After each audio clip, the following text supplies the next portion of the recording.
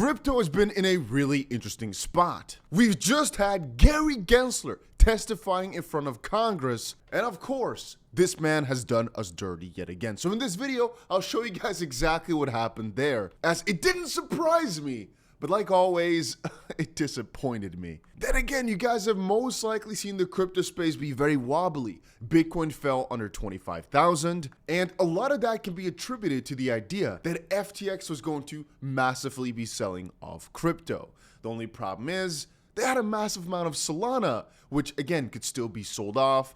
However, the expectation is they don't really have that much Bitcoin, they don't have that much Ethereum, they have some XRP, but not that much. Most of all this crypto that they do have would probably be sold over the counter, so it won't even hit the exchanges. And so what I kind of feel that they have made here is a notion, an idea, a narrative that BlackRock is coming in hot with their ETFs for Bitcoin, Ethereum, etc.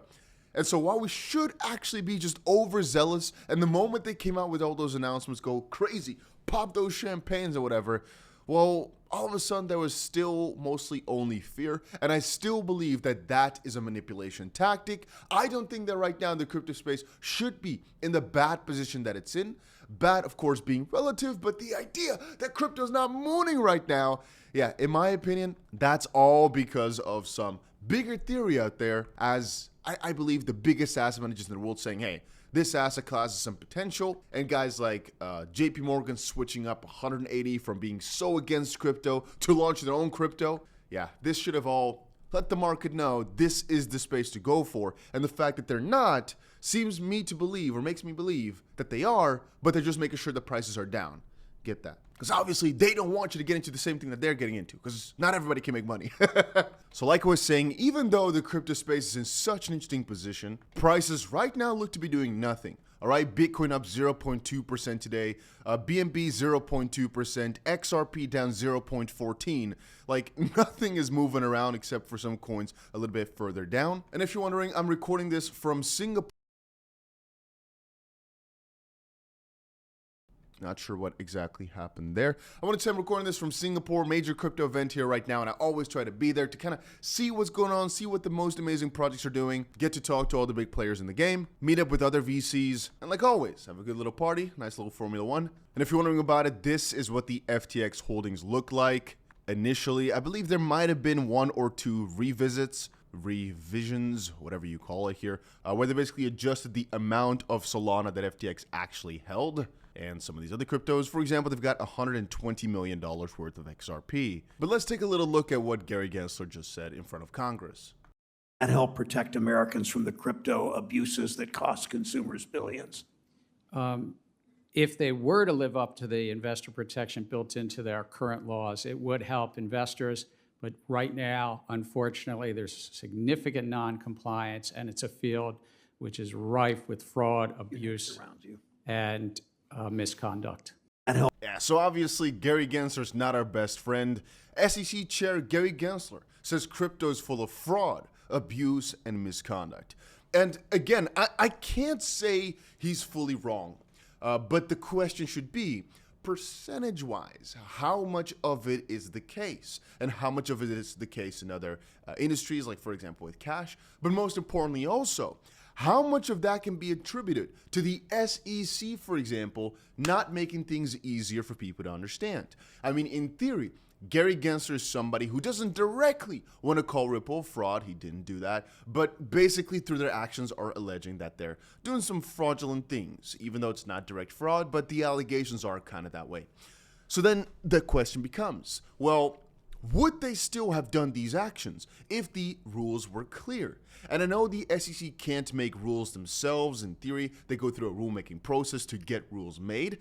But the fact they've still not done that in the last decade makes me wonder if they really want to. The answer is no, they don't. Otherwise, they would have done it a lot sooner. But that makes you wonder exactly where all this stuff is coming from. I mean, most bad actors that are really, really bad, the Thodex guy, the exchange in Turkey, FTX, I mean, a lot of these could be stopped earlier, sure, but they do get caught, all right? And I'd say the majority of the biggest scammers have gotten caught over time, whereas with cash, good luck finding them. With crypto, I mean, everything is transparent. You can always find anything back. Anyways, Zach XBT also had some interesting words on Gary Gensler. He says this, yet has not done anything to prevent fraud and has taken numerous huge losses recently to Grayscale and others. Gary needs to have his own misconduct investigated. We talked about that before, how...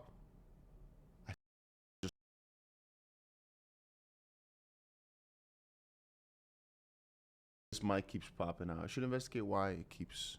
We've said it before, Gary Gensler, Bill Hinman, Jay Clayton all need to be investigated, all need to be looked into, yet it's happening, but very slowly and very subtly, because let me actually show you exactly what I mean. I've got it here over on Twitter. Take a look at this. This is something unrelated.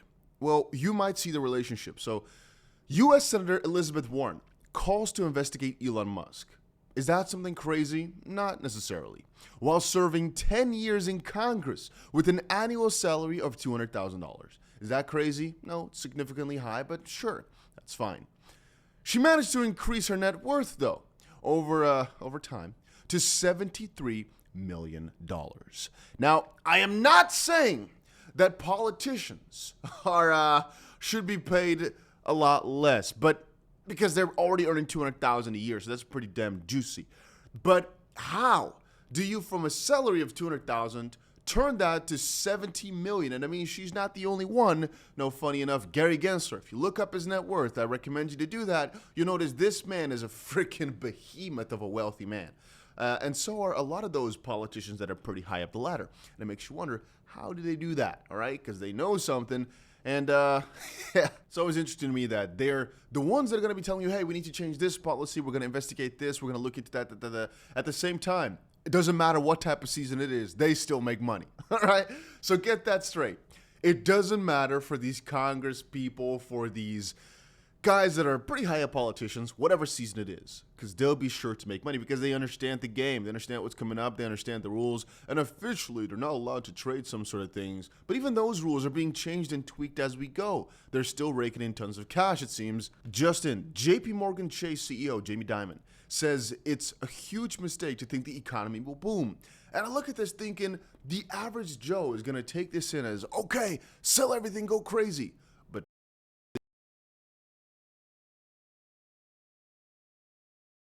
Yeah, I'm going to look into it. Just some minor issues in the recording studio here because for some reason the mic keeps popping out.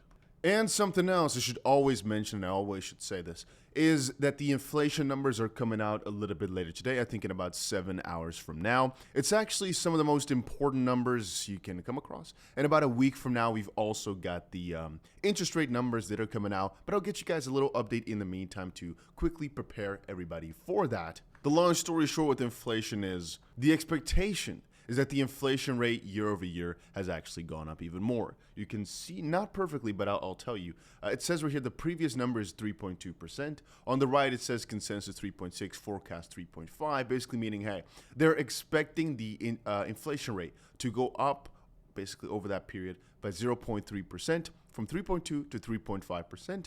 And that's usually not too amazing for the markets. But generally speaking, there'll just be a crazy amount of volatility coming out later today. And so I always encourage everybody to watch it carefully, as there are a ton of trading opportunities that arise from it. On a complete side tangent, this is mostly just interesting for XRP holders and people that have been up to date with everything the SEC has been doing.